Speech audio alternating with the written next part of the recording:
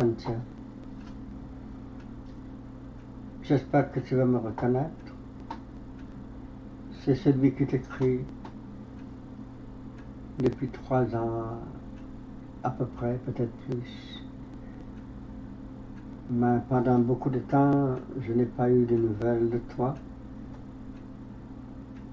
Surtout le temps où tu as quitté ton compagnon.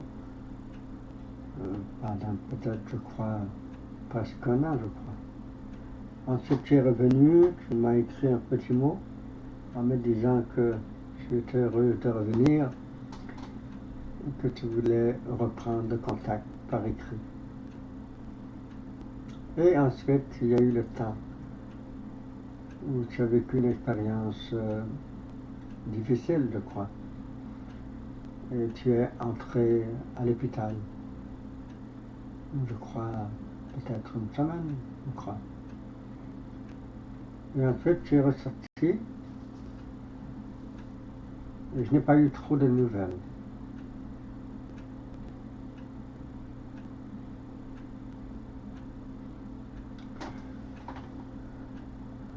C'est pas facile, je crois.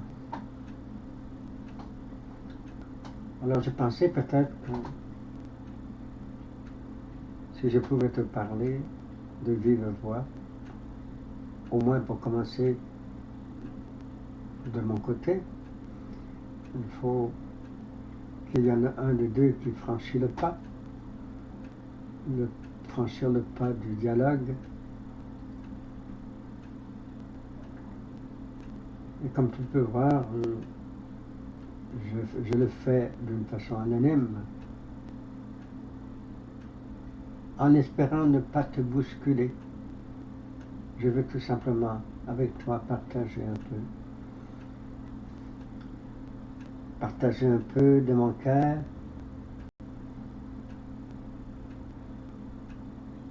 établir entre toi et moi un dialogue. Premièrement, je dois te dire que je me sens à l'aise de parler d'un peu de tout, parce que la vie c'est comme ça. Chacun a quelque chose de différent. Notre vie est différente, nos paroles sont différentes. Il y a des gens qui sont plus chanceux que d'autres, peut-être tu vas me dire. Et tu as raison, c'est vrai. Il y a des gens qui sont plus chanceux. Mais être plus chanceux ne veut pas nécessairement dire que les gens profitent de cette chance qu'ils ont. Parce que quand nous sommes heureux, je ne parle pas juste être heureux sur le plan matériel, mais je pense aussi être heureux dans son cœur. Alors quand on est heureux dans son cœur,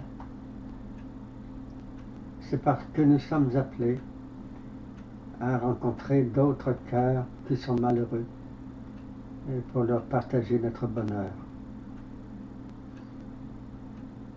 La vie, c'est comme ça. Il y a des gens qui le font et d'autres qui ne le font pas. Il y a des gens qui ont reçu beaucoup et qui ont peu donné. Et parfois c'est le contraire. Il y a des gens qui n'ont pas reçu beaucoup. Et ils ont donné beaucoup plus que ceux qui avaient trop. c'est difficile à comprendre. Des gens qui ont beaucoup et trop, ils donnent peu, et d'autres qui ont peu, et ils donnent beaucoup plus que ceux qui avaient trop. Pas facile à comprendre tout ça. Mais comme je dis, la vie c'est comme ça. L'important c'est pas de recevoir beaucoup, mais c'est d'avoir le cœur riche avant de recevoir. Quand on est riche de l'intérieur, si on a peu, on va partager le peu qu'on a avec ceux qui ont moins que nous. Alors c'est un peu ce que je voudrais faire. Je voudrais partager un peu de mon cœur avec toi. Et si tu remarques que je t'ai fait parvenir une très belle citation dans le texte que j'ai partagé avec toi, cette belle citation qui dit que le vrai amour, ni physique ni romantique, le vrai amour est l'acceptation de tout ce qui est, a été, sera et ne sera pas. Les gens les plus heureux n'ont pas nécessairement le meilleur de tout. Ils s'organisent du mieux qu'ils peuvent avec ce qu'ils ont. Donner vaut plus que de recevoir.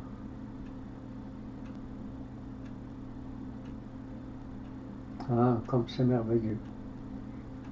Donner vaut plus que recevoir. J'ai connu dans ma vie beaucoup de gens qui ont reçu peu. Et le peu qu'ils ont reçu, ils ont été capables de les multiplier parce qu'ils avaient le cœur riche en amour. Ils étaient riches d'amour, mais ils avaient tout simplement besoin de se sentir aimés pour faire naître l'amour autour d'eux et pour rendre les gens plus heureux. Nous vivons dans un monde où il y a beaucoup de gens qui souffrent autour de nous.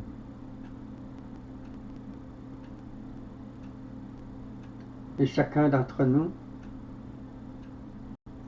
nous sommes tous différents l'un de l'autre.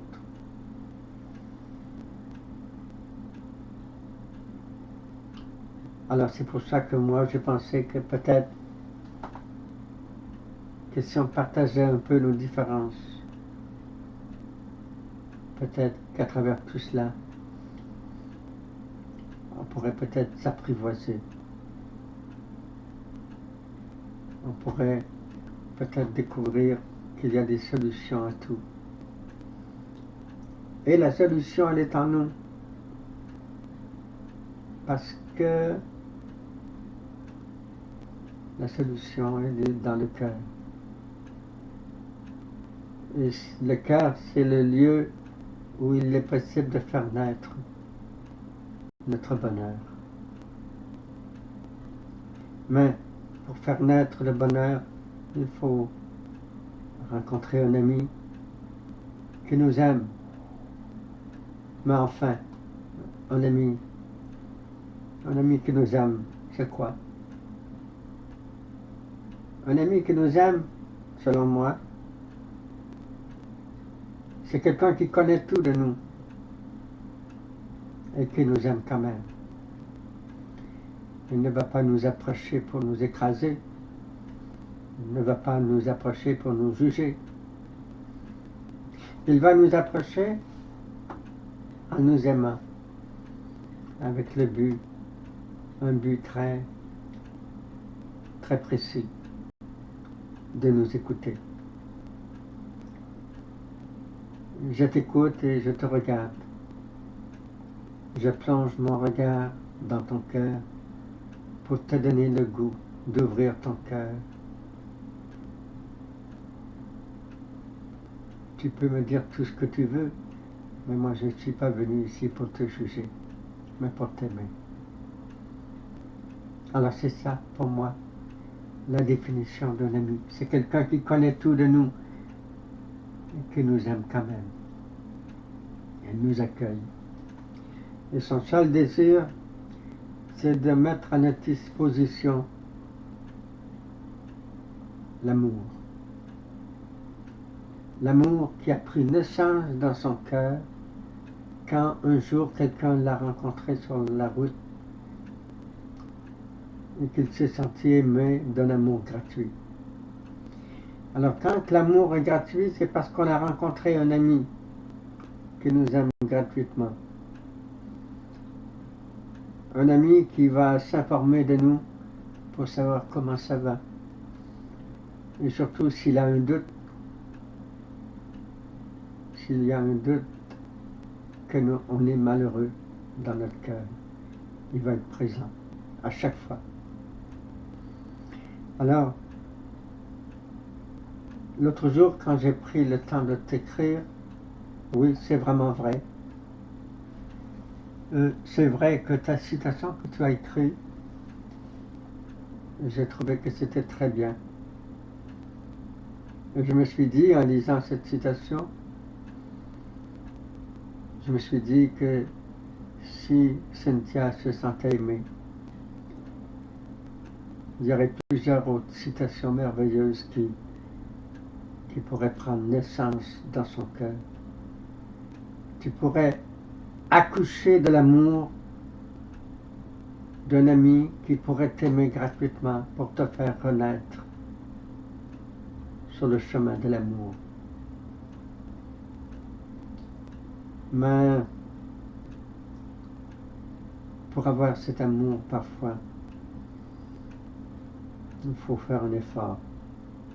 Il faut prendre la route. Il faut marcher. Il faut marcher sur le chemin de la liberté où on va avoir la possibilité d'aller où on veut, quand on veut, et selon le désir de son cœur.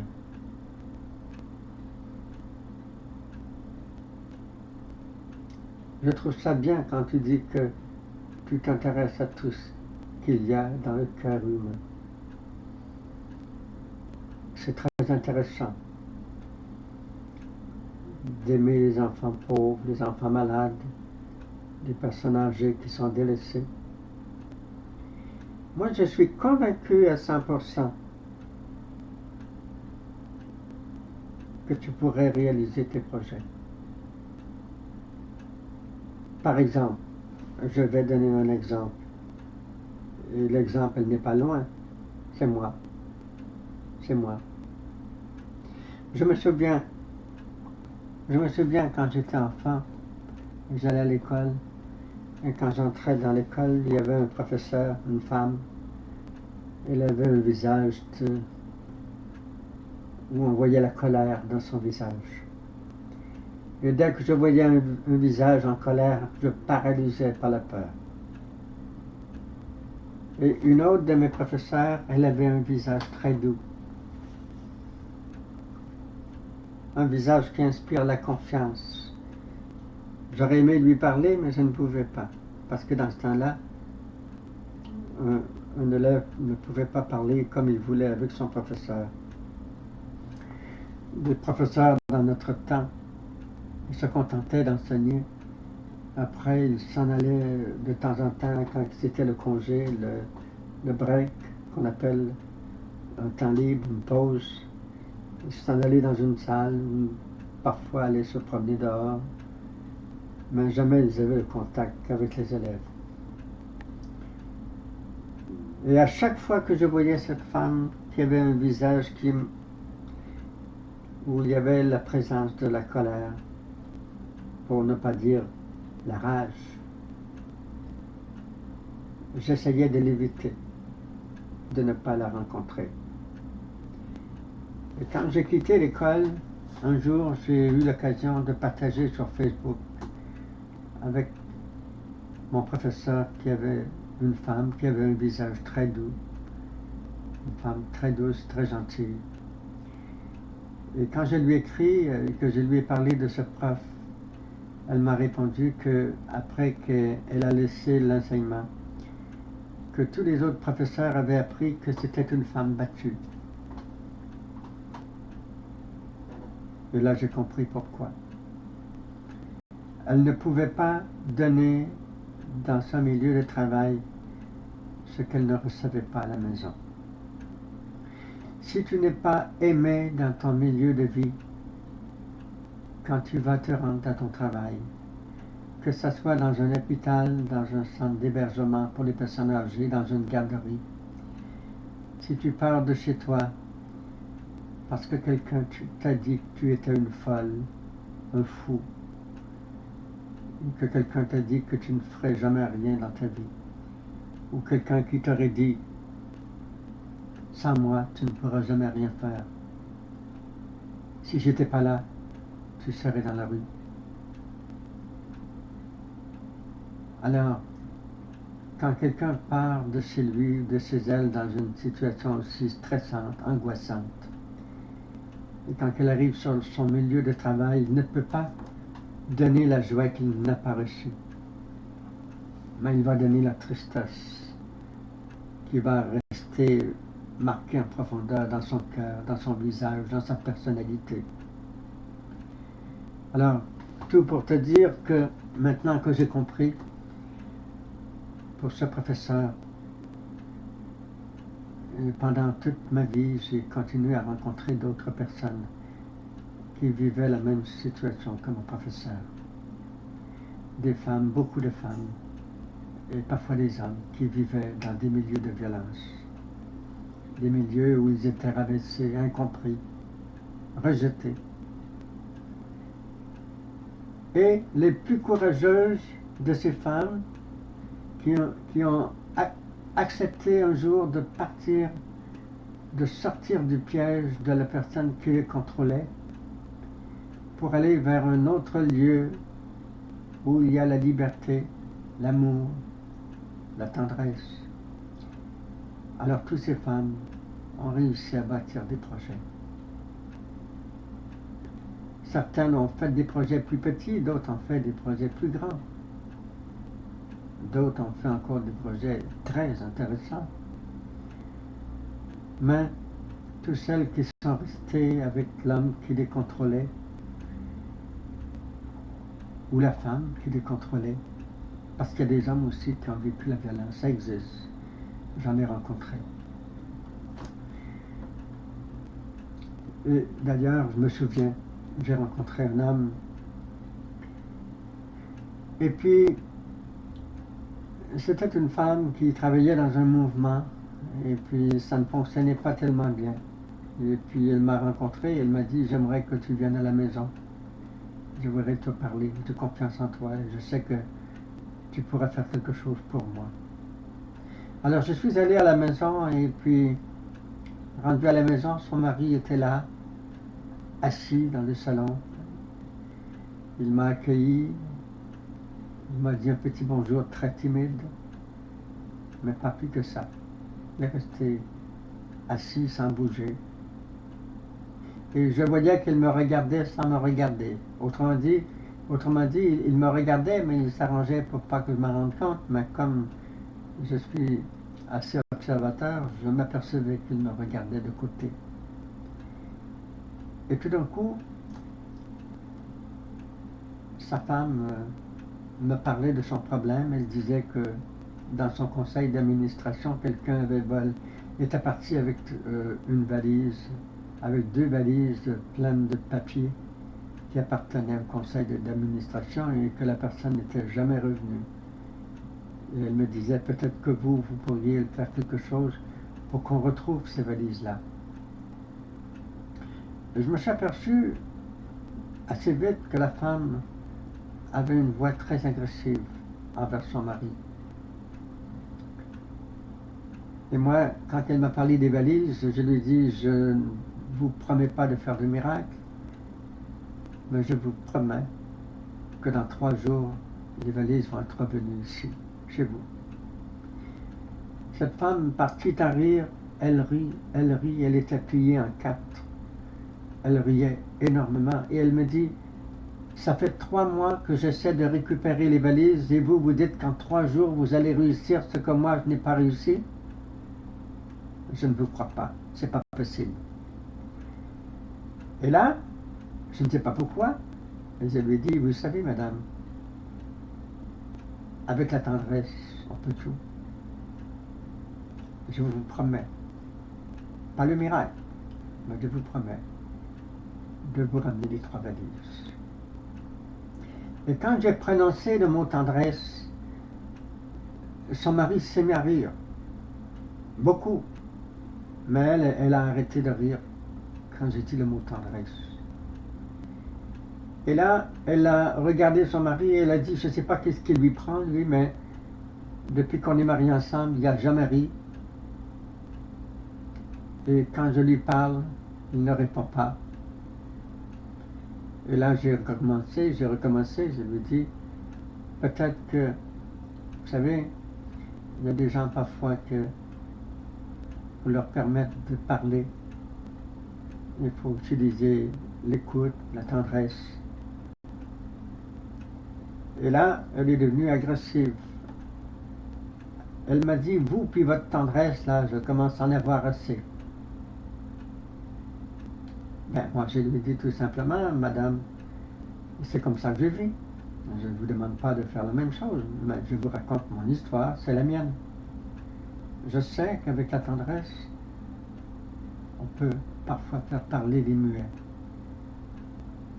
qui ont été très longtemps sans parler parce que ils ont manqué d'amour.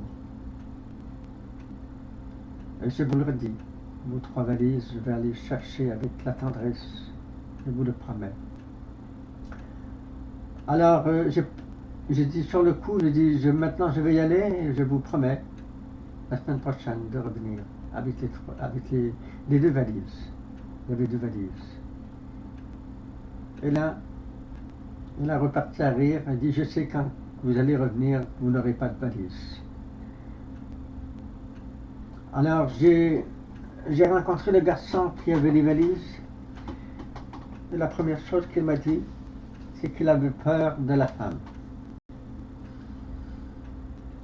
Et là, je lui ai expliqué que même s'il avait peur de la femme, il fallait quand même qu'il rende des valises au conseil d'administration. J'ai dit, écoutez, moi je ne suis pas dangereux. Ma pensée dit comme il faut là. Si vous ne remettez pas les valises, ça va être comme un vol.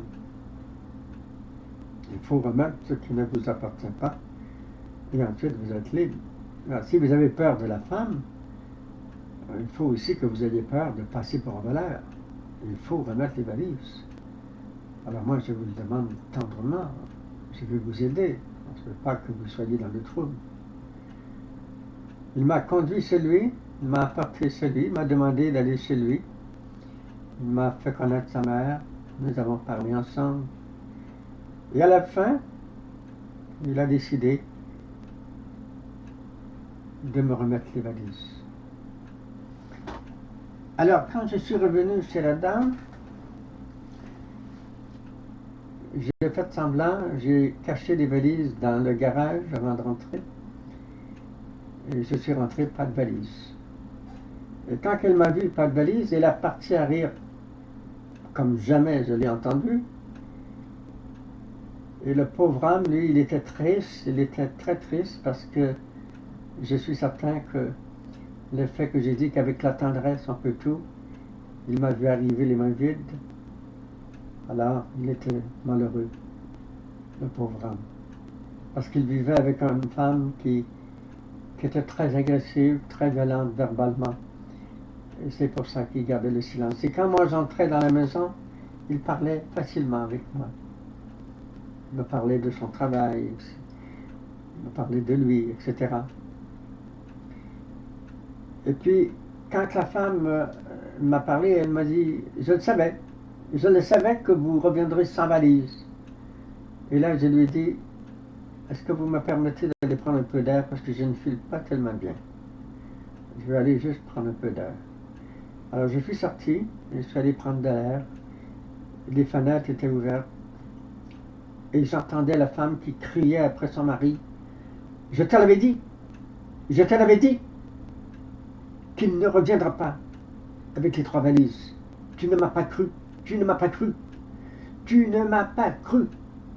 Et elle parlait tellement fort que je me suis dépêché, je suis allé chercher les valises et je suis revenu sonner à la porte. Et c'est l'homme qui est venu répondre. Et quand l'homme m'a vu, il a pris une très grande respiration, il m'a regardé, il s'est mis à rire comme un fou. Il riait comme s'il était dans un festival d'humour. Il riait comme jamais. Et là, il criait, il a réussi, il a réussi. Et je savais qu'il avait raison, avec la tendresse, on peut tout. Il a réussi à aller chercher les valises. Et les voilà. Et quand la femme est arrivée, qu'elle m'a vu, Elle est devenue très agressive. Elle a pris les valises et elle m'a crié après et elle m'a mis à la porte. Mon homme, lui, il était heureux, content, joyeux. Il planait dans les airs. Alors, cette expérience a été extraordinaire parce que à peu près un mois après, j'ai reçu un téléphone à la maison. Et qu'est-ce qui est au bout de la ligne? C'est cette dame. Cette dame qui me parle. Et elle me dit, moi et mon mari, nous avons parlé ensemble. Nous avons parlé de vous. Et je lui ai dit que je regrettais amèrement de vous avoir mis à la porte. Et que vous avez réussi à faire ce que moi je n'ai jamais réussi parce que c'est vrai que je suis agressive. Et tous les deux, nous avons fait une entente d'aller vivre une retraite pour les couples qui ont de la difficulté, où un des deux est trop agressif, trop en colère. Alors, ils sont allés tous les deux pour